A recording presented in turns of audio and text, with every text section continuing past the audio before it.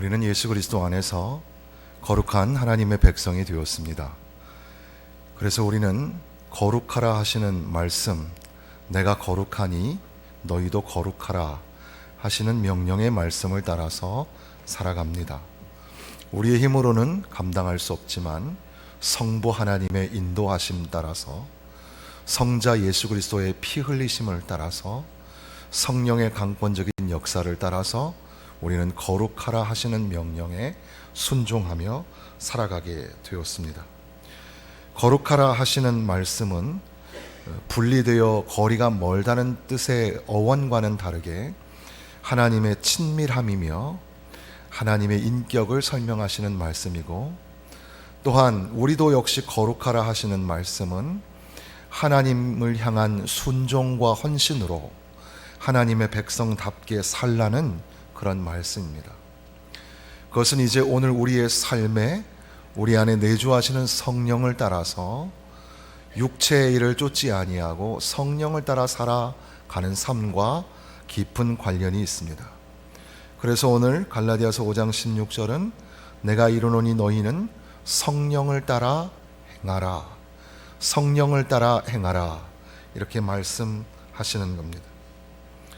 성령을 따라 산다는 이 말씀을 생각할 때 우리가 이제 예수님을 믿고 나면 형통하고 평안한 자리로 들어가는 것이 아니라 우리의 삶에 갈등과 그런 이 충돌의 현장으로 들어가게 된다는 것을 의미하게 됩니다. 우리는 자라면서 그렇게 내면의 갈등을 겪으면서 살아갑니다. 쉽게 어린아이가 잔디밭 앞에서 잔디밭에 들어가지 마시오, 들어가야 되나 말아야 되나, 그런 잔잔한 고민에서부터 시작해서 우리 인간은 항상 마음속에 여러 가지 생각이 있죠. 그래서 어느 시인이 말한 것처럼 나는 더 좋은 것을 보고 지지하나 내가 추구하는 것은 더 나쁜 것. 그러니까 우리의 마음은 좋은 것을 향하여 서 있지만 그럼에도 불구하고 내 행동과 선택은 더 나쁜 것을 선택할 때가 참 많다는 겁니다. 그렇게 우리의 내면은 잘해야 되고 좋은 것을 추구하는 마음이 있지만 동시에 그렇게 하지 못하는 그런 이 현실에서의 갈등을 경험하게 된다는 겁니다. 그런데 바울 사도가 말씀하시는 것은 육체 안에서의 갈등이라기보다는 육체와 성령이 갈등지대에 있다는 것을 설명하고 있습니다. 이제 우리는 하나님의 백성으로서 살아가야 하는데, 하나님의 백성으로서 살아갈 때에는 더 이상은 육체의 소욕을 쫓지 아니하고 성령을 따라서 살아가야 한다는 겁니다. 그러려면 육체의 일과 성령의 일이 서로 거스르고 대적한다는 그런 생각 속에서 더 이상은 육체를 따라 살아가지 않고 앞으로는 성령의 인도하심을 따라 살겠습니다, 그런 이 마음의 이 각오와 결심이 부단히 이루어져야 한다는 겁니다. 그런 가운데에 이 육체의 일과 성령의 일이 구분되어서 나오시는 말씀을 통해서 우리가 크게 생각해 보면 육체의 일과 성령의 일, 이것은 아마도 한 세대와 또 다른 세대에 관한 성격 또는 분위기가 아닐까. 그래서 예수님을 알지 못하던 그 시대, 그 세대 속에서는 여전히 죄를 짓고 살아야 하는 그런 존재였는데, 이제는 예수님을 믿고 하나님의 자녀가 되고 거룩한 하나님의 백성이 된 이후에는 성령의 인도하심을 따라 살아가는 그런 거룩한 분위기. 우리가 육체라고 말할 때는 육체는 사람의 피부 또는 살과 피 등등 사람의 신체 구성을 의미하죠. 또 나아가서는 육체라고 한다면 연약하고 덧없는 인간의 존재도 육체라고 할 겁니다. 그래서 성경에 말하는 육체라는 것은 거기다가 죄의 권세의 종로로 타면서 하나님에게 멀어져 버린 존재, 그것을 육체라고 할 수 있을 겁니다. 육체의 지배 아래 있고 죄의 오염돼 있고 그에 따른 결과를 뒤집을 수 없는 무력한 상태의 인간 본성, 그것이 바로 이 악한 세대, 인간의 본성을 따라가 살아가는 그런 세대이죠. 그것은 아담 안에 있는 자들이라는 설명으로 에베소서에서는 너희가 허물과 죄로 죽었었다. 이 세상 풍조를 따르고 공중의 권세 잡은 자를 따랐으니 지금 불순종의 아들들 가운데 역사하는 영이라. 전에는 우리도 다 그 가운데서 우리 육체의 욕심을 따라 지내며 육체와 마음에 원하는 것을 하여 다른 이들과 같이 본질상 진노의 자녀이었다. 기록하는 겁니다. 그런데 이제는 예수 그리스도 안에서 우리는 더 이상 아담 안에 있지 않다고 말씀합니다. 죄의 권세, 아담의 타락으로 오염된 그 옛 세상에 살지 아니하고 이제는 왕이신 예수 그리스도, 죄와 사망에서 우리를 건지신 예수 그리스도 안에서 성령을 따라 살아가는 그런 거룩한 하나님의 백성이 되었다는 사실입니다. 이것은 또한 우리의 삶에 시간적으로 보면 이전에는 육체 가운데 살았으나 이제는 예수님을 만난 이후에는 성령 안에 살아간다는 의미도 됩니다. 우리가 죄 가운데 거하였지만 하나님께서는 우리를 사랑하여 주셔서 우리의 죄를 속량하시고자 예수님을 독생자를 내어 주시고 십자가에서 죽게 하심으로 말미암아 그리고 성령으로 보증하고 인치심으로 말미암아 이제 우리는 하나님을 향하여 아버지라고 부르게 된 겁니다.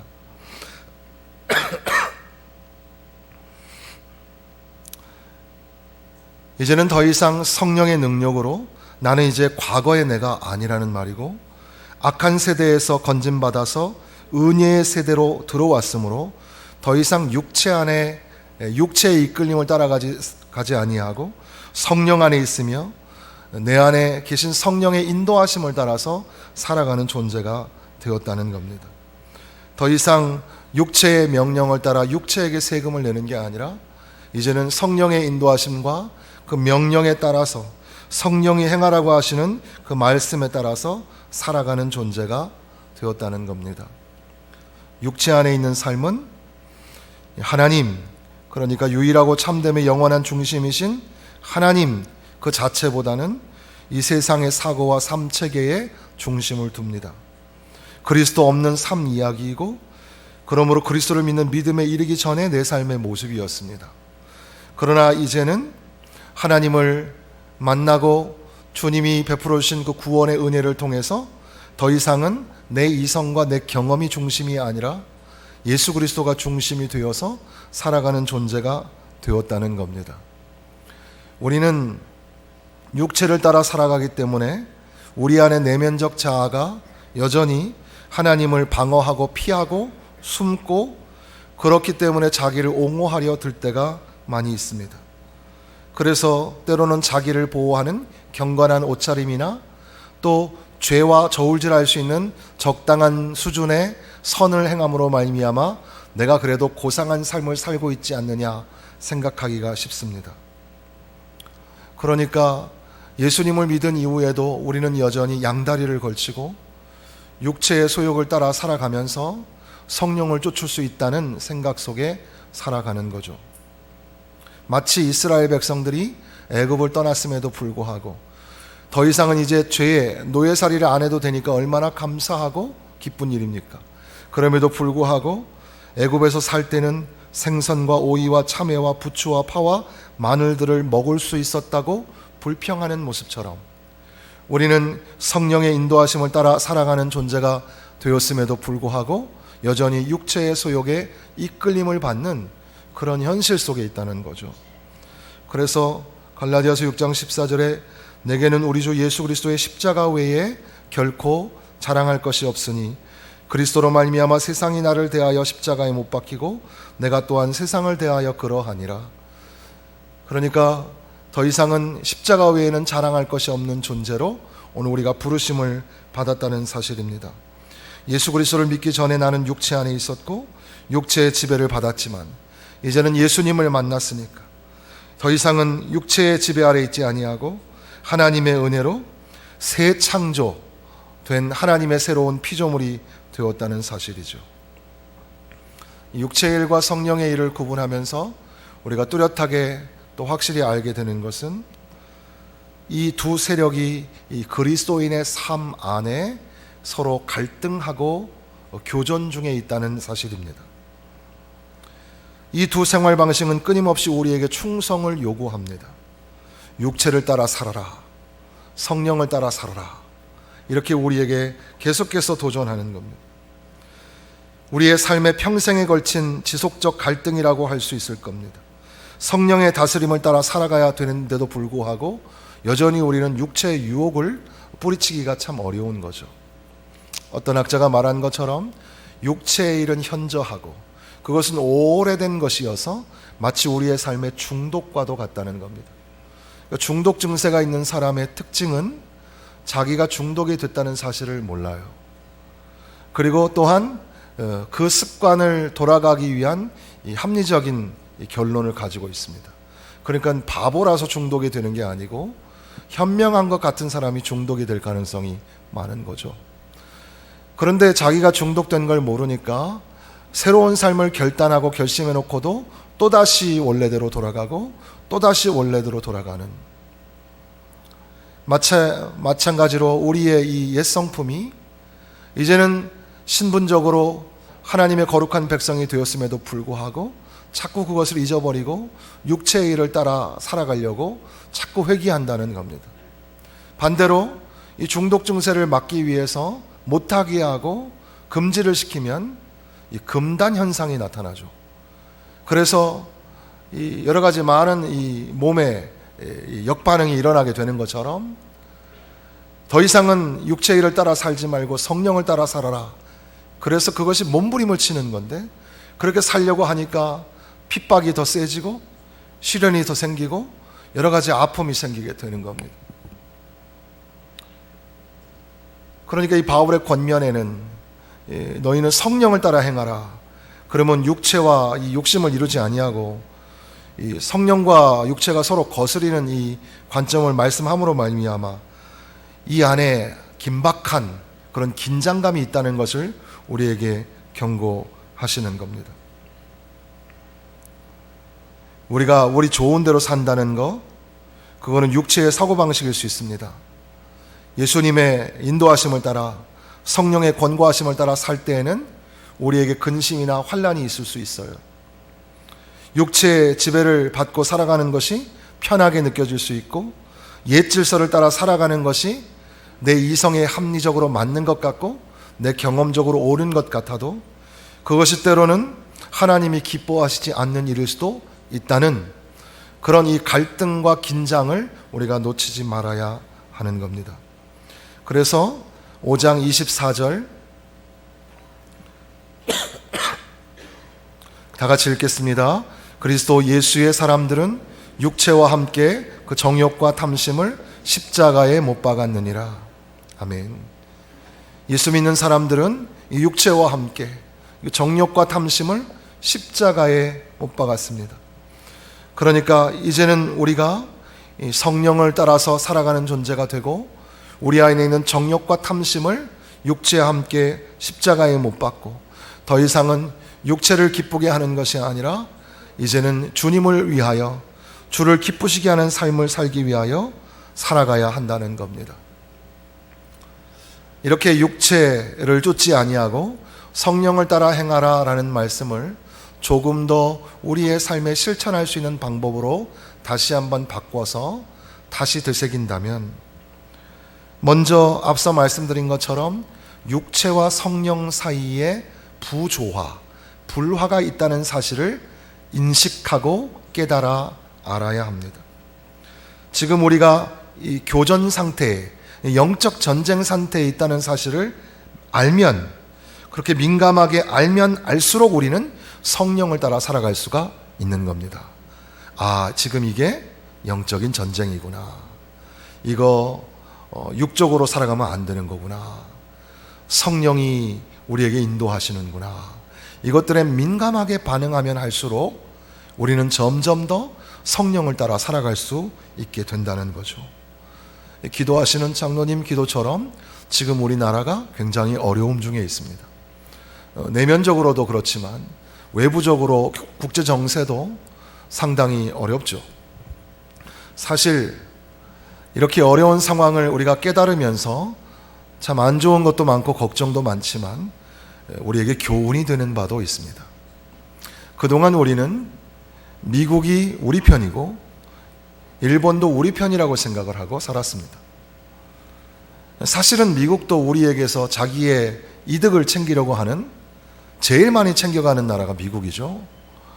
일본도 역시 여러 가지 모양으로 언제든지 다시 침략할 수 있다는 생각을 우리에게 주는 겁니다.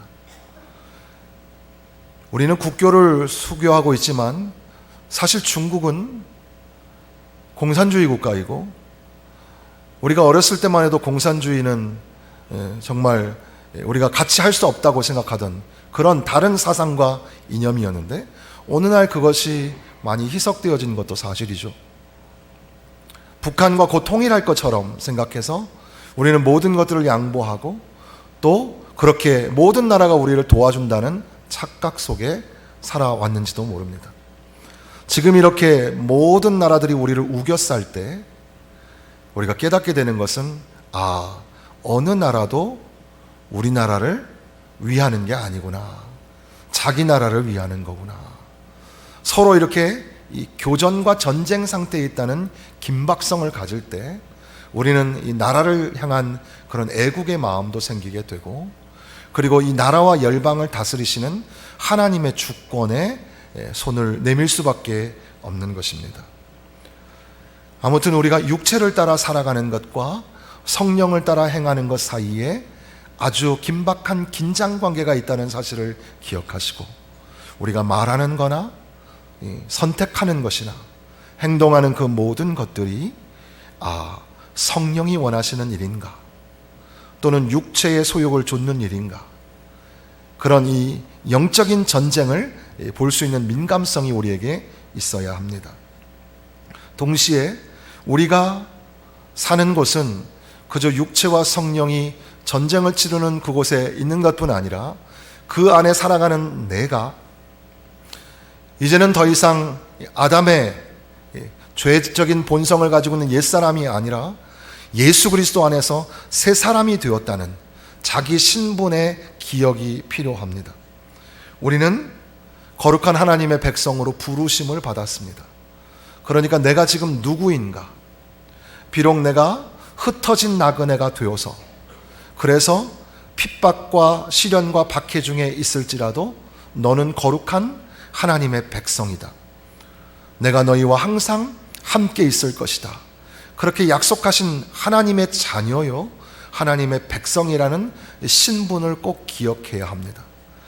그러니까 우리가 육체의 일과 성령의 일, 이것이 거스르고 대적하는 갈등의 지대에서도 항상 우리가 잊지 말 것은 내 안에 내주하시는 성령, 나는 하나님의 자녀, 하나님의 백성이라는 자기 신분에 관한 깨달음이 필요합니다. 그것을 위하여 우리는 부르심을 받았고, 이제 우리는 예수 그리스도로 옷을 입게 되었습니다. 어거스틴이 친구의 동산에 앉아 있다가 아이들이 노래를 부르는 후렴구처럼 들렸던 톨레레게 취하여 읽으라, 집어서 읽으라, 이 말씀을 듣고 탁자 위에 있었던 성경을 펴서 읽죠. 성경의 말씀은 방탕하거나 술 취하지 말며 음란하거나 호색하지 말며 다투거나 시기하지 말고 오직 주 예수 그리스도로 옷 입고 정욕을 위하여 육신의 일을 도모하지 말라.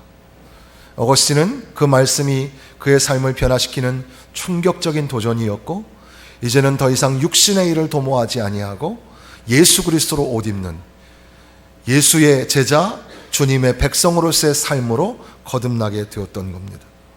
그러니까 오늘 우리의 삶에도 날마다 기도하기를, 주여 나를 이제 묵습니다. 당신을 향한 믿음의 힘으로, 주님의 성육신으로, 나를 구원하시기 위하여 십자가에서 죽으심으로, 향기나는 무덤을 떨치고 나오심으로, 천국길을 올라가심을, 그리고 심판날에 다시 오실 주님에게 오늘 나 자신을 묵습니다. 그런 고백처럼 날마다 주님 앞에 기도하면서 하나님 성령을 따라 살게 하여 주옵소서.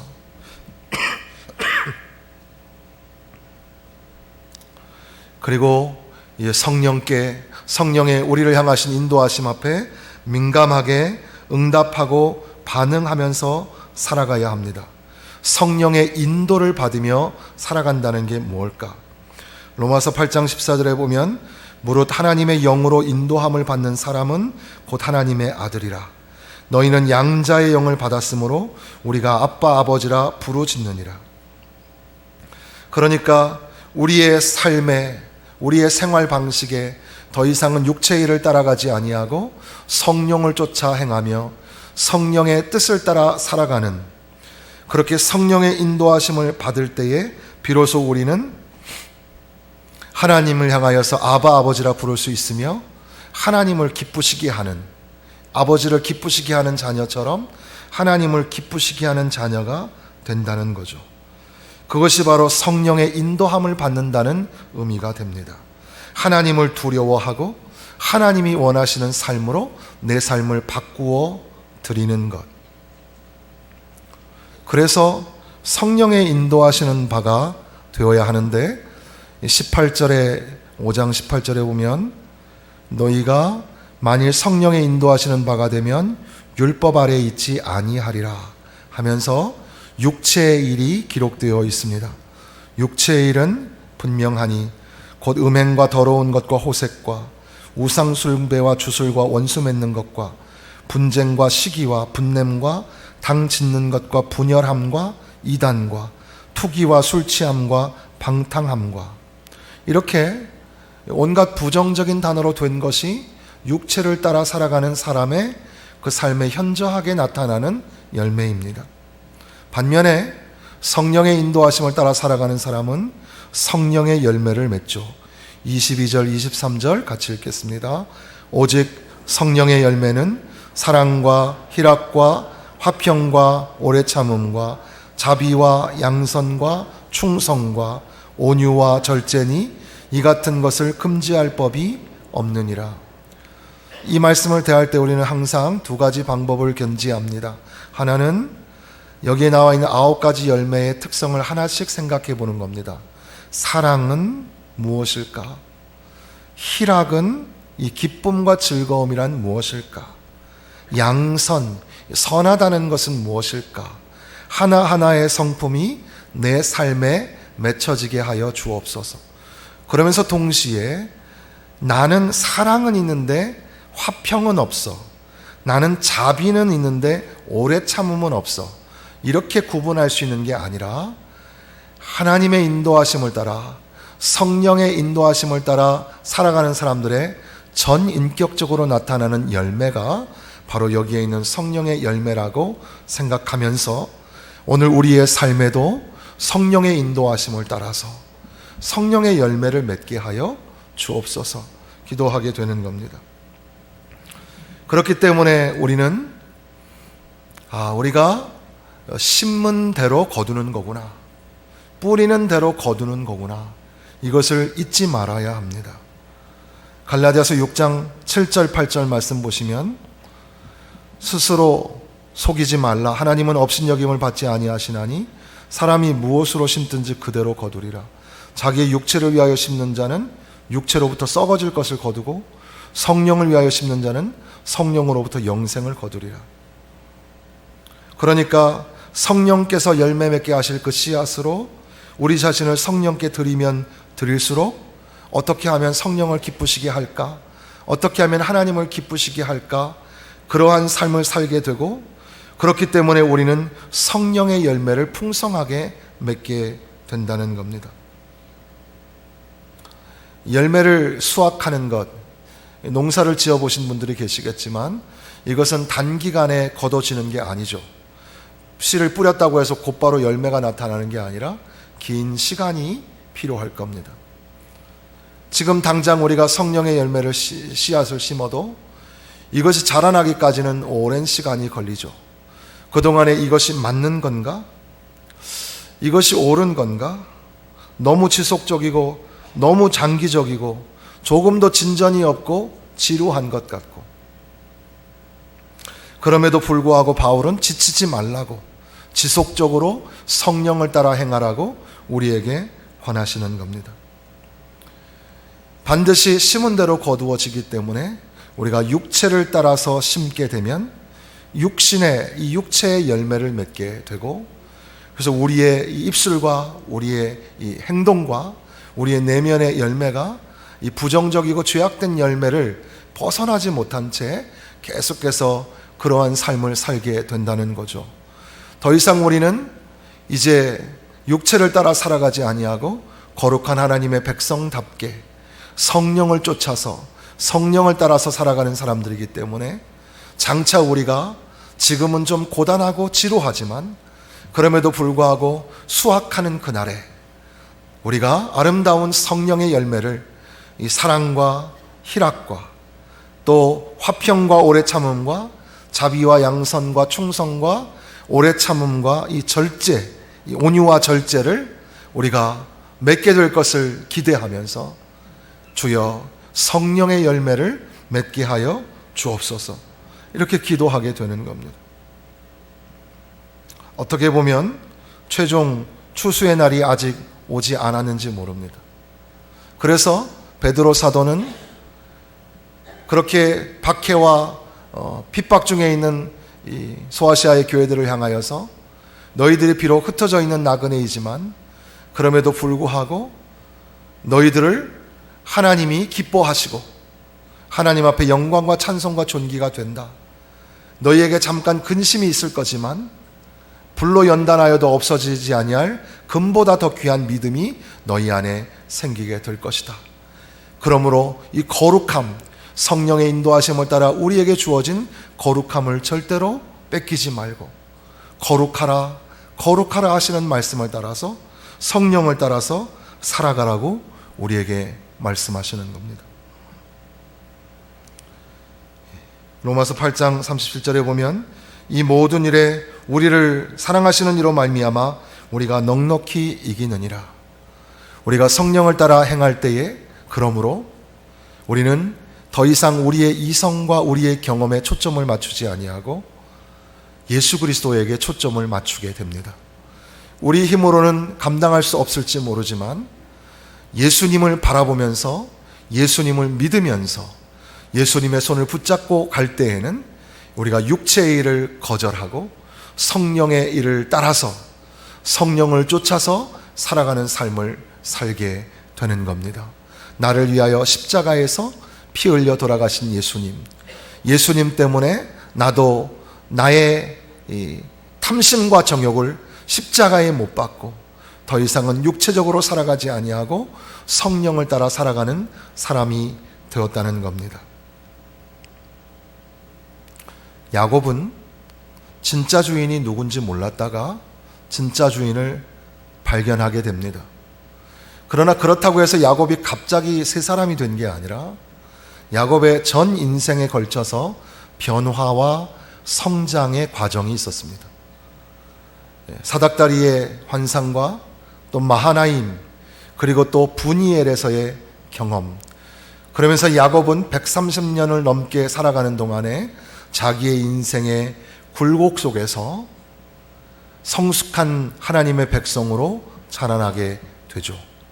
이것은 오늘 우리에게 지금 우리가 다 된 것이 아니라 우리 역시 성화의 과정 속에 있으며 거룩한 하나님의 백성으로 일진보하고 있다는 사실을 가르쳐 줍니다. 베드로는 한낱 계집 아이 앞에서도 나는 예수님을 모른다고 부인했던 참 초라하고 실패자의 대표인 사람이었습니다. 그럼에도 불구하고 베드로는 거듭나고 새 사람이 되어서 이제는 예수 믿는 교회와 성도들을 향하여 거룩한 하나님의 백성이 되라고 도전하죠.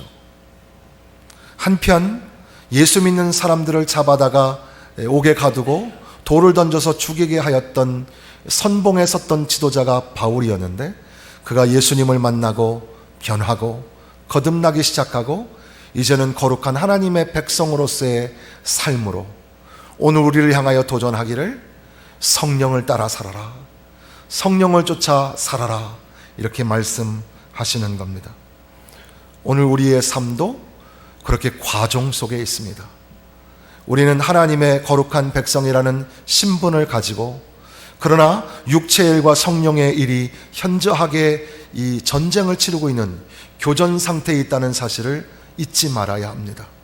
하나님을 기쁘시게 하기 위해서 어떻게 하면 성령을 따라 살 것인가, 민감함을 가지고 영적인 분별력을 가지고 이 시대를 살아가야 할 겁니다. 이것은 또한 나 개인만 그런 것이 아니라 공동체 전체가 같은 사명을 받게 되었습니다. 성령을 쫓아 행하라. 그러면 너희 가운데 관계가 회복되어질 것이라고 에베소 교회나 골로새 교회를 향하여서 부부 간의 관계도, 부모와 자식 간의 관계도, 상전과 종의 관계도 예수 그리스도 안에서 성령 충만할 때 관계가 회복되어진다고 말씀하죠. 그러므로 나만 성령 충만하고 성령을 따라서 되는 게 아니라 저 사람도 성령 충만하고 성령의 인도하심을 따라 살아가야 합니다. 그러므로 우리는 서로 격려하고 서로 밀어주면서 자, 우리 성령 충만하게 살자. 성령의 인도하심을 따라 살자. 그렇게 서로 손을 잡고 함께 앞으로 전진, 위를 향하여 바라보면서 성령 안에서 행하는 사람이 됩시다. 육신의 일을 도모하지 맙시다. 그렇게 권해야 하는 겁니다. 그러므로 이제 한 주간을 다시 살아갈 때에 거룩한 하나님의 백성답게 서로 예수 그리스도를 바라보는 믿음을 가지고 권면하며 또 격려하며 그렇게 성령의 열매를 풍성하게 맺으며 사시기를 주님의 이름으로 축원합니다.